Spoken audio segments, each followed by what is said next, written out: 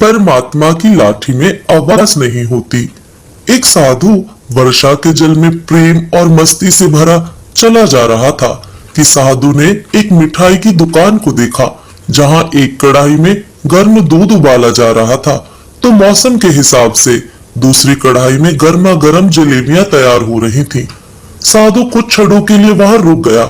शायद भूख का एहसास हो रहा था या मौसम का असर था।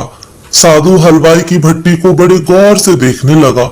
साधु कुछ खाना चाहता था, लेकिन साधु की जेब ही नहीं थी, तो पैसे भला कहां से होते। साधु कुछ पल भट्टी से हाथ सेकने के बाद चला ही जाना चाहता था कि नेक दिल हलवाई से रहा न गया और एक प्याला गर्म दूध और कुछ जलेबी साधु को दे दी। मलंग ने गर्म जलेबी गर्म दूध के साथ खाई और फिर हाथों को ऊपर की ओर उठाकर हलवाई के लिए प्रार्थना की, फिर आगे चल दिया। साधु बाबा का पेट भर चुका था। दुनिया के दुखों से बेपरवाह नए जोश से बारिश के गंदे पानी के छींटे उड़ाता चला जा रहा था। वह इस बात से बेखबर था कि एक युवा नवविवाहित जोड़ा भी वर्षा के जल से बचता बचाता उसके पीछे आ रहे हैं। एक बार इस मस्त साधु ने बारिश के गंदीले पानी में जोर से लात मारी। बारिश का पानी उड़ता हुआ सीधा पीछे आने वाली युवती के कपड़ों को भिगो गया। उस औरत के कीमती कपड़े कीचड़ से लथपथ हो गए। उसके युवा पति से यह बात बर्दाश्त नहीं हुई, इसलिए वह आस्तीन चढ़ाकर आगे बढ़ा और साधु को कपड़े से पकड़कर कहने लगा, अंधा है, तुझको नजर नहीं आता? तेरी हरकत की वजह से मेरी पत्नी के कपड़े गीले हो गए हैं और कीचड़ से भर गए हैं। साधु हक्का बक्का सा खड़ा था, जबकि इस युवा को साधु का चुप रहना नाखुशगवार गुजर रहा था। महिला ने आगे बढ़कर युवा के हाथों से साधु को छुड़ाना भी चाहा, लेकिन युवा की आंखों से निकलती नफरत की चिंगारी देख वह भी फिर से पीछे खिसकने पर मजबूर हो गई। राह चलते राहगीर भी उदासीनता से यह सब दृश्य देख रहे थे, लेकिन युवा के गुस्से को देखकर किसी में इतनी हिम्मत नहीं हुई कि उसे रोक पाते और आखिर जवानी के नशे में चूर इस युवक ने एक जोरदार थप्पड़ साधु के चेहरे पर जड़ दिया। बूढ़ा मलंग थप्पड़ की ताब न झेलता हुआ लड़खड़ाता हुआ कीचड़ में जा पड़ा। युवक ने जब साधु को नीचे गिरता देखा तो मुस्कुराते हुए वहां से चल दिया। बूढ़े साधु ने आकाश की ओर देखा और उसके होठों से निकला, वाह मेरे भगवान, कभी गर्म दूध जलेबियां और कभी गर्म थप्पड़, लेकिन जो तू चाहे मुझे भी वही पसंद है।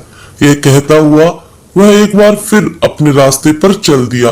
दूसरी ओर वह युवा जोड़ा अपनी मस्ती को समर्पित अपनी मंजिल की ओर अग्रसर हो गया।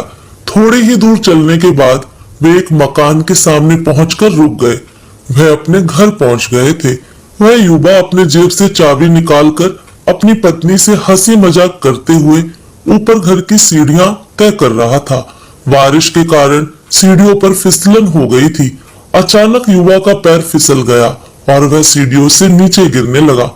महिला ने बहुत जोर शोर मचाकर लोगों का ध्यान अपने पति की ओर आकर्षित करने लगी, जिसकी वजह से काफी लोग तुरंत सहायता के लिए युवा की ओर लपके,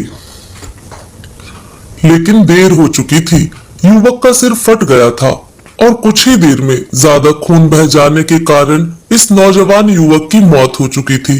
कुछ लोगों ने दूर से आते साधु बाबा को देखा तो आपस में कानाफूसी होने लगी कि निश्चित रूप से इस साधु बाबा ने थप्पड़ खाकर युवा को श्राप दिया है, अन्यथा ऐसे नौजवान युवक का केवल सीढ़ियों से गिरकर मर जाना बड़े अचंभे की बात लगती है।